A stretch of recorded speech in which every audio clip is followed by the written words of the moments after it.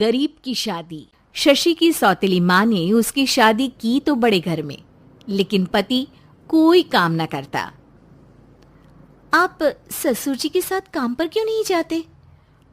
हाँ जाऊंगा, लेकिन कल से। आज जरा मैं दोस्तों के साथ घूमने जा रहा हूँ। शशि के 2 बच्चे होते हैं, लेकिन रमेश का हाल वैसा का वैसा ही रहता है। एक दिन, सुनिए ना, बच्चा रो रहा है, इसके दूध के लिए पैसे नहीं है।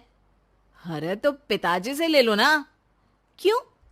अगर आप में कमाने की क्षमता नहीं थी तो शादी क्यों की? तभी घर आई बड़ी ननद बोल पड़ती है।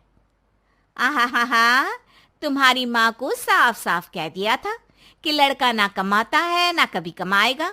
हम 4 बहनें हैं इसका ख्याल रखने के लिए, और पिताजी का इतना सारा पैसा, तुम्हें किस चीज की कमी रखी है?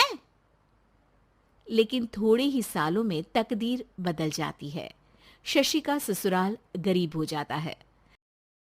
सब बिकने के बाद शशि अपने पति, बच्चे और सास के साथ किराए के मकान में आ जाती है। मैं कोई नौकरी करना चाहती हूँ दीदी। अरे इतने बड़े घर की बहू थी शशि, तुम नौकरी करोगी? नहीं नहीं नहीं नहीं। नहीं करूंगी तो घर कैसे चलेगा? बच्चों को भी तो पालना है ना। तभी शशि का भाई आ जाता है। शशि, ये ले राशन का सामान, किसी भी तरह की कोई भी जरूरत हो तो बताना। भाई, अब मैं नौकरी करूंगी। देख बहन, वैसे तो मैं तेरे साथ हूं, लेकिन हाँ, मैं ये भी चाहता हूं कि तू अपने पैरों पर खड़ी हो जा। शशि को एक प्ले स्कूल में छोटे बच्चों को संभालने की नौकरी मिल जाती है। एक दिन, शशि, मेरे स्कूल को अब तुम संभाल लो। मैं कुछ दिनों के लिए अपने बेटे के पास जा रही हूं। लेकिन प्ले स्कूल अकेले मैंने कभी नहीं संभाला है। अब ये सब मैं नहीं जानती। इतने महीनों में तूने जो देखा, बस पूरे आत्मविश्वास के साथ उसे करना। शशि नीलम के जाने के बाद पूरे 1 महीने उसका स्कूल अकेले संभालती है, और फिर एक दिन आता है जब वो अपना खुद का स्कूल भी खोल लेती है। वाह शशि, तुमने आज मेरा सर गर्व से ऊंचा कर दिया। तुम्हारा यही आत्मविश्वास तुम्हें बहुत आगे ले जाएगा।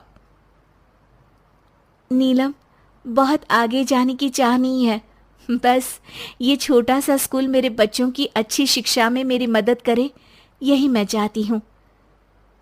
शशि थोड़े थोड़े पैसों से ही अपना परिवार पाल रही थी। एक दिन उसके घर उसकी बड़ी ननद आती है।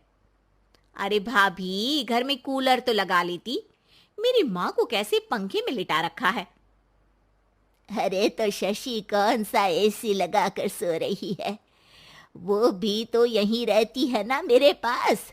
ज्यादा यहाँ आकर मेरी बहू को परेशान न किया करो। हाँ हाँ, मुझे भी शौक नहीं है इस छोटे से घर में आने का। मैं तो बस ये बोलने आई थी कि मेरे बेटे की शादी है तो ननिहाल का जो नेग होता है वो ले आना। हाँ हाँ, जितना बनेगा कर देंगे, और ना हुआ ना तो वो भी नहीं करेंगे। तभी शशि बोल पड़ती है। अरे नहीं नहीं माँ जी, रीटा घर की बेटी है, उसके ससुराल वाले उससे शादी पर पूछेंगे कि मायके से क्या मिला। रीटा, तुम मुझे सामान की लिस्ट भेज देना, मैं पूरी कोशिश करूंगी कि तुम्हारी हर डिमांड को पूरा करे। अच्छा, मैं खाना लगाती हूँ। शशि ये बोलकर किचन में चली जाती है। धीरे धीरे कर शशि किसी न किसी तरह अपनी सारी ननदों की डिमांड भी पूरी करती, बच्चों की ख्वाहिशें भी, और उनकी पढ़ाई के लिए पैसे जोड़ती। एक दिन जब शशि का बेटा 12वीं पास करके आता है। माँ, अब तुझे काम करने की जरूरत नहीं है, मैं अब कोई ना कोई नौकरी करके पढ़ाई भी साथ कर लिया करूंगा। शशि को लगता है कि बेटा और आगे पढ़ाई करे, लेकिन वक्त की मार के कारण वो बेटे को काम के लिए हाँ कर देती है। अब बेटा एक बैंक में चपरासी बन जाता है।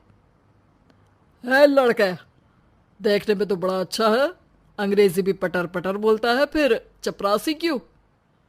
लड़का सारी बात मैनेजर को बता देता है। अच्छा, तो मैं तुझे एक मौका देता हूँ, तू यहाँ रहकर दूसरे डिपार्टमेंट का भी काम सीख। अगर तू किसी एक का भी काम अच्छे से सीख गया तो मैं तुझे यहाँ टेबल चेयर में बैठने वाली नौकरी दे दूंगा। लेकिन एक दिन शशि की ननद उसे फोन करती है। अरे भाभी, देखो मायका तो मेरा तुम लोगों से ही है। मैंने आपके बेटे और मेरे भतीजे प्रदीप के लिए यहाँ एक नौकरी देखी है, पूरे 5,000 मिलेंगे। वैसे करता ही क्या है, चपरासी ही तो है ना। कोई बात नहीं रीटा, मैं उसे इस शहर के बाहर नहीं भेजना चाहती हूँ। बाकी वो शाम को आएगा तो मैं पूछ लेती हूँ। वहीं प्रदीप मैनेजर की बात से खुश हो जाता है और मैनेजर के काम पर ही नजर रखने लगता है। वो उनकी तरह के पेपर पढ़ता, काम करता और आने वाले लोगों की बातें सुनता। एक दिन बैंक में ऑडिट वाले आते हैं। ये गलत है, पूरी बैलेंस शीट नहीं मिल रही है, कहीं ना कहीं गड़बड़ है। ए मैनेजर, क्या करते हो? बैंक के पैसों का हिसाब सही नहीं है। मैनेजर के पसीने छूट जाते हैं। तभी प्रदीप वहां जाता है। अब क्या मैं ये बैलेंस शीट देख सकता हूँ? अरे बेटा मजाक नहीं, जाओ पानी लेकर आओ एक गिलास। प्रदीप मैनेजर को पानी लाकर देता है और फिर ऑडिटर से कहता है, देखिए सर, मैं आपको बता सकता हूँ कि कैसे बैलेंस शीट को आप लोग गलत तरीके से जोड़ रहे हैं। ऐसा बोलकर प्रदीप एक एक कर सारे डाउट क्लियर कर देता है। अरे हाँ, ये तो पॉइंट हमने देखे ही नहीं थे। गुड, कौन है ये बच्चा? तभी मैनेजर बोल पड़ता है, अब हमारे यहाँ अकाउंट में नया आया है। ऑडिटर के जाने के बाद, वाह प्रदीप, आज तो तुमने मेरी नौकरी बचा ली। और आपने भी तो मेरी नई नौकरी लगा दी, अकाउंटेंट की। बस फिर क्या था, प्रदीप ने एक बार जो सफलता की सीढ़ी चढ़ी, बस चढ़ता ही चला जाता है। फिर एक दिन शशि की ननद, अरे भाभी कैसी हो? घर को तो बड़ा ही सुंदर चमका रखा है। अरे बेटी, कैसे आना हुआ? तू तो इस छोटे से घर में आना भी नहीं चाहती थी। कोई खास काम है क्या? अब हाँ, वो माँ, मेरा जो मजला बेटा है ना, वो अकाउंट से पढ़ाई कर रहा है, तो प्रदीप से बोलकर उसकी भी कहीं अच्छी नौकरी लगा दो ना। सास और शशि समझ जाते हैं कि कैसे पैसे आते ही लोगों के बात करने के तरीके से लेकर रिश्ते निभाने तक में बदलाव आ जाता है।